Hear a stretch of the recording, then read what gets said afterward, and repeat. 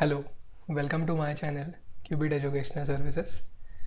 In this video we are going to solve the first question from the mathematics section of the ISER aptitude test model paper 1.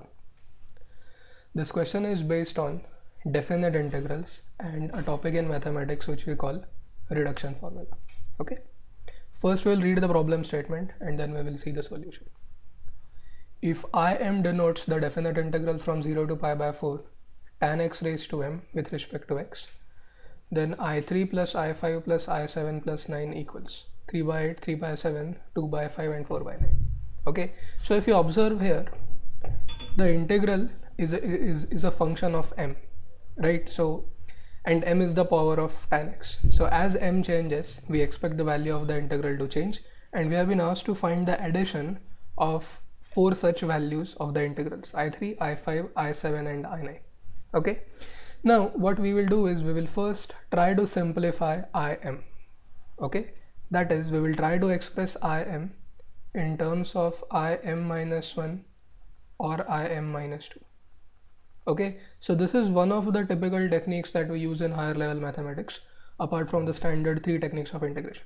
Okay, so this technique is called as reduction formula. So you don't actually integrate it, but you express it in terms of lower indices, and eventually once the integral becomes trivial, you can evaluate it.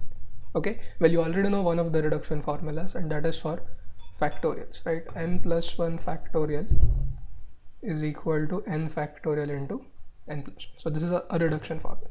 N plus 1 factorial can be expressed in terms of n factorial and then so on. Alright, so coming back to the integral, Im is tan x raised to m, integral of that from 0 to pi by 4 with m greater than or equal to 3. Okay, now it is convenient, it's more convenient to write m as m minus 2 and write tan squared x here, rather than writing it as tan raised to m minus 1x into tan x. Why? Because the derivative of tan is sec squared, and sec squared is also connected to tan squared. Okay, so in the step 3, what I'm going to do is I'm going to write tan squared x as sec squared x minus 1, and this actually allows us to use integration by substitution, at least for the first part of the integral. Okay, so we'll see what the second part is. So in the next step, you should multiply tan raised to m minus 2x by sec squared x, and that is going to give you this term. Okay, and then the second integrand will be simply tan of x raised to m minus 2, which is nothing but Im minus 2. So we have successfully managed to express Im in terms of Im minus 2. Okay, now let us find the first integral. It's not very difficult to do. Okay, use substitution, tan x equal to, well, whatever that is, tu, anything would do. Okay, so limits would then become 0 to 1, but if you're good enough at definite integration, okay, you can directly apply the formula for integral of x raised to n with keeping the same limits. Okay, so if you let tan x to be t, then you can apply the x raised to n formula, but n is going to be m minus 2 now. Okay, so the integral will be tan of x raised to m minus 2 plus 1 or m minus 1 divided by m minus 1. Okay, so this will save your time in writing down the substitutions and again changing the limits. Okay, fine.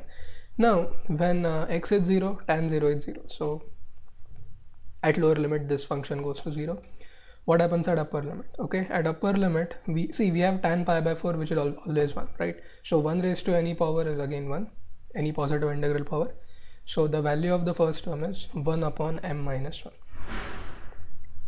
Okay, so now we have managed to express Im in terms of Im minus 2, and that reduction formula is 1 upon m minus 1 minus Im minus 2. Okay, now let us see how we can apply it to calculate our sum.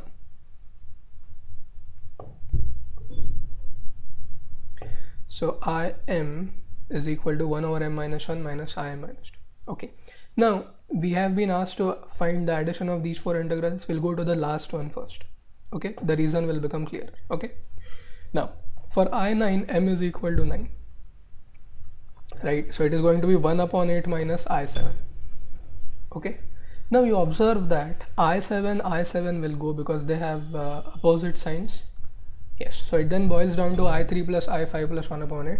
Repeat the same process, but this time on I5. where m is taking the value 5.